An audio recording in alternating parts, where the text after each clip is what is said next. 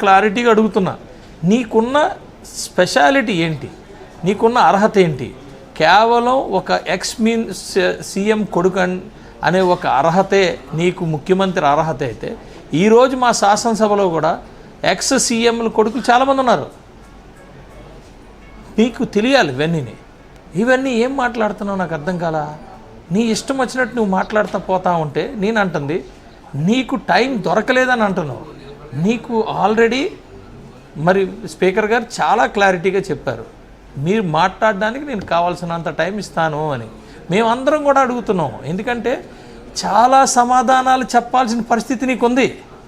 నువ్వు ఆ సమాధానాలు చెప్పడానికి నీకు 2 గంటలేంటి, 4 గంటలు కూడా ఇవ్వడానికి రెడీగా ఉన్నాం. ఎందుకంటే మేము అడగడానికి, మేము డిబేట్ చేయడానికి మేము వచ్చున్నాం. నీతో మాట్లాడడానికే మేము వచ్చున్నాం. ప్రజలు నువ్వు 175 వై నాట్ 175 అంటే నీకు ఆ రోజే చెప్పా, చాలా డిబేట్లో నేను చెప్పా, నీ పరిస్థితి బాగాలేదు, మధ్యలో అయితే తీసేస్తారా నాయన అని కూడా చెప్పా. తీసేసి నీకు 11 ఇస్తారని కూడా చెప్పాం. ఆ రోజు 11, ఈరోజు 11 ఇచ్చారు. నేను అంటుంది ఏంటంటే అపోజిషన్ స్టేటస్ ఇచ్చేసినంత మాత్రాన నీకు టైం దొరుకుతుందని అనలేదు. నీకు కంటెంట్ తెలీదు.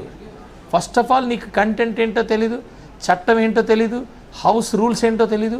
ఆ రోజు నువ్వు ఎవరిని పెట్టావు, ఎవరెవరిని మంత్రులు పెట్టావు, ఏం చేసావు కూడా వాళ్ళెవరు కూడా ఈ రోజుకి కనీసం ఒక్క మంత్రికి కూడా మినిస్టర్లు ఎవరికి కూడా వాళ్ళ బిజినెస్ కూడా తెలియదు, వాళ్ళకి ఏం చేయాలో కూడా తెలియదు.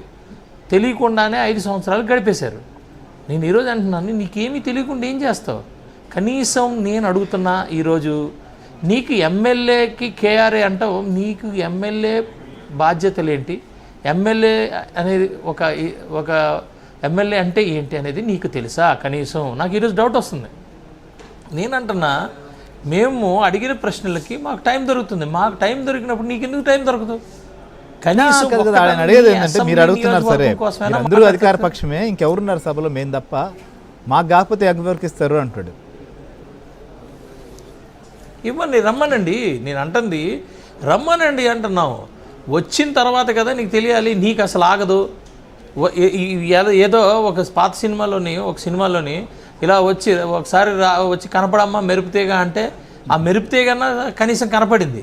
నువ్వు వచ్చావు, అదే రీతిలో పారిపోయావు. అరే నేను అంటుంది నీ యొక్క కాన్స్టిట్యున్సీయే కాదు, నిన్ను ఎన్నుకున్న ప్రజలకు నువ్వు ఎలాగా అన్యాయం చేసేస్తున్నావు. కనీసం నీతో పాటు ఉన్న వాళ్ళని కూడా ఎందుకు పట్టిపోయావు? ఆ రోజు ఎందుకు పట్టిపోయావు? నీ ధర్మం మినిమం ధర్మం. నువ్వు ఒక రిప్రజెంటేటివ్, ఒక 2 లక్షలు యావరేజ్గా ఉన్న ఒక కాన్స్టిట్యున్సీకి రిప్రజెంటేటివ్. అనేకమైన సమస్యలు ఉంటాయి, అనేకమైన ఇవి ఉంటాయి. కనీసం అవన్నా మీరు మాట్లాడాలి కదా. మాట్లాడకుండా ఊరికే మీరు వెళ్ళి దాక్కుంటానంటే ఎలా? మీరు అపోజిషన్లో ఉన్నారు, ఆ రోజు ఫెయిల్యూరు, అధికారంలో ఉన్నారు, అట్టర్ ఫెయిల్యూరు. ఈరోజు 2 కూడా లేకుండా చేశారు. ఈరోజు అసెంబ్లీ మీరు మళ్ళీ ఎమ్మెల్యేలకు చేసి పంపించారు. ఇలాగే గనక సాగితే రేపు ప్రజలు అనేక మంది ముఖ్యమంత్రులుగా చేసిన వ్యక్తులను ప్రతి ఒక్కరిని చాలామందిని కూడా మరి ఓడించి పంపించారు. కనీసం ఎమ్మెల్యే కూడా అయ్యే పరిస్థితి ఉండదు రేపు రాబోయే రోజుల్లో. చూసుకోండి, ప్రజలు ఇవ్వాలి, ఎవరికి అపోజిషన్ స్టేటస్ ఇవ్వాలి, ఎవరికి అధికారం ఇవ్వాలి, ఎవరెవరికి ఏంటి ఇవ్వాలనేది ప్రజలే ఇస్తారు.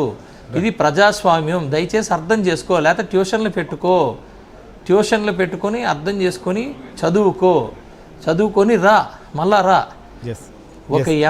ఒక ముఖ్యమంత్రి కొడుకుని కాబట్టి నేను ముఖ్యమంత్రి అవ్వాలి, నేను అవుతాను, నేను అదే నా అర్హత అని అనుకుంటే అది చాలా తప్పు. ఎందుకంటే ఈ భారతదేశంలో ఏది తెలియకుండా కూడా ఎమ్మెల్యేగా పోటీ చేసేయచ్చు. అందరినీ మేనేజ్ చేసి, నీలా మేనేజ్ చేసి ముఖ్యమంత్రి అయిపోవచ్చు. కానీ ముఖ్యమంత్రి అంటే ఒక బాధ్యత అనేది మాత్రం తెలుసుకో. ముఖ్యమంత్రి with in the limits of constitution ఉండాలి.